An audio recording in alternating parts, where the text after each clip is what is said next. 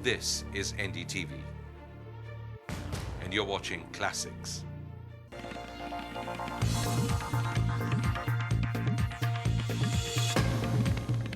Hello and welcome to Walk the Talk. I am Shekhar Gupta. I'm speaking to you from the heart of India's fastest growing mega city, the Dhirubhai Ambani Knowledge City. It's a tribute to the new economy.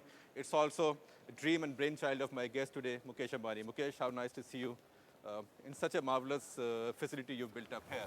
Thank you, Shekhar. Thank you for coming here. Thank you very much. It's nice to be here. But tell me, when is it that you thought of making this move from old economy to new economy? Well, Shekhar, we at Reliance really don't think in terms of old and new economy. We only think that there is one continuing economy, and we think that there is an emerging information and communications revolution. So in the early 2000 time frame, we really started out in the information and communication business with three visions. But there was a time in the 99-2000 phase when the whole TMT boom was taking place, when there was a feeling that Reliance had got left behind, that Reliance never thought of it.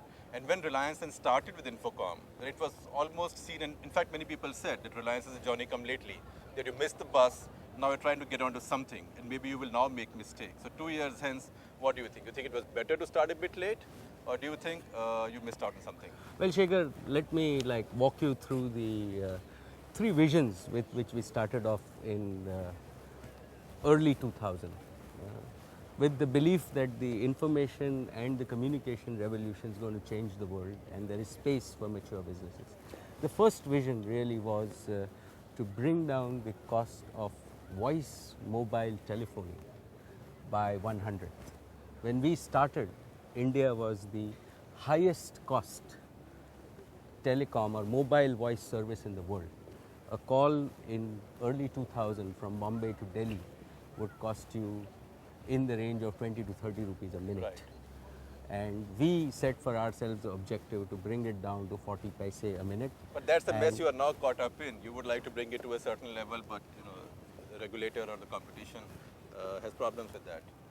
Well, I think that ultimately we all work for the consumer, and ultimately it's the consumer that benefits, and today everybody has accepted that. So that was really, Shekhar, the first vision. Can we bring down for really 95% of our population the cost of telephony? The second, and we thought that that was in the realm of possibility and we could do it in an economically viable way.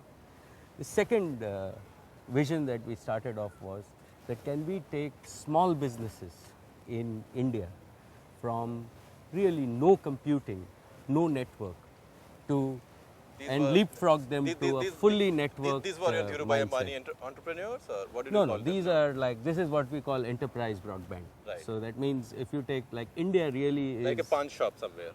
or a small scale industry, like we are used to. If you look at the power loom industry, look at the texturizing industry, look at plastic converters, look at the auto ancillary converters. These are, because of our socialistic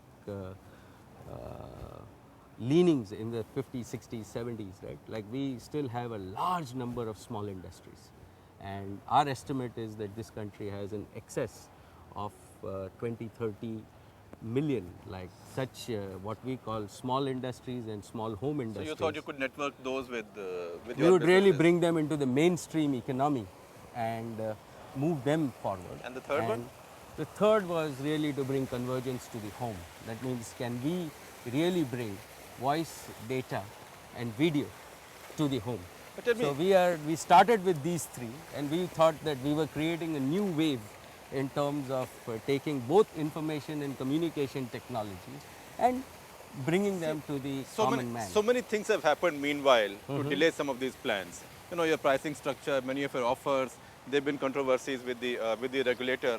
Do you think some of these have happened because of the Reliance name? Because Reliance is seen partly controversial, partly so powerful, and partly so big that it's easy to stick a controversy onto Reliance.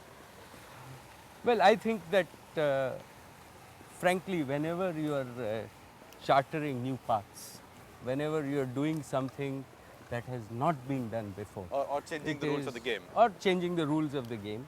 Like some amount of questioning is natural, right? And for us, it's part of life. And like for Reliance, it's not because Reliance is big, Reliance is new name, but we've always tried to change the rules of the game. We've always tried to do something that was never done before. We've always done something that looked infeasible, impossible earlier.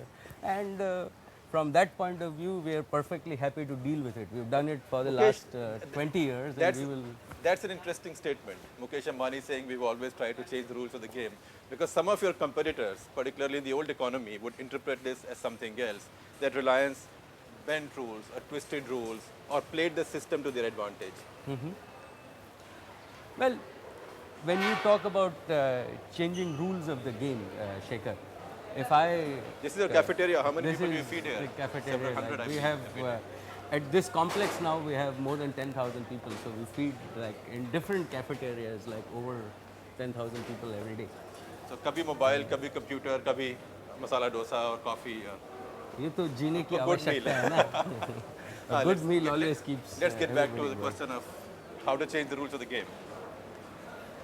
Can So we get some when- coffee here? Absolutely, we'll get you some coffee right there.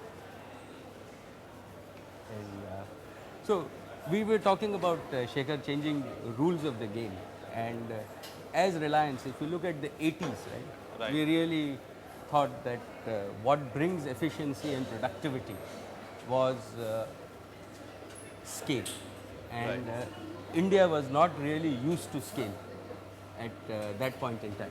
Right.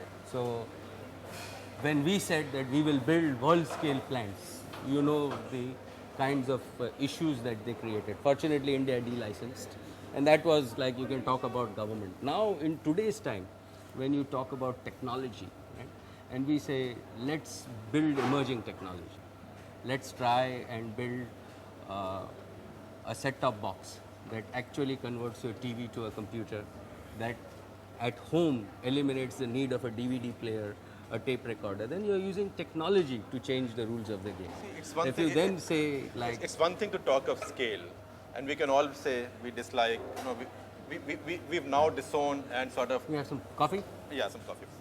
get some coffee. We've all sort of disowned and abandoned the whole notion of the license quota raj. We say it's all wrong, should never have happened. But the fact is, when you were then running businesses, the license quota raj was there, and one charge against Reliance always was that you got around the license quota raj. There was a charge that which is said that you imported a whole plant without permission. In my book, what that means is you went 4 times over your license capacity, which is a law which I think is silly. But you did get around those regulations very successfully. I think that more than getting around those regulations, it was really following those regulations within law. And as you know, like your own mother newspaper had taken the cause up. It was fully investigated by Parliament. It was investigated. And we have full faith in the democratic system that exists in India. And the results of those investigations are out in the public. It was a genuine fight between two formidable figures, I must say. Absolutely. Both of them are unfortunately not here. But do you think, I sometimes think, if both were around today, they would have looked at the reform scenario very differently, and maybe they would have become the best of friends again, who knows? 200%. I mean, I have no doubt. In fact, like my father had said to Ramnathji, that, one thing that I could have never got by spending millions of dollars is the kind of training that both my sons Mukesh and Anil have got in terms of the training that they went through in the late 80s. And I think that in the last days, like they were back again to talking. I agree with you.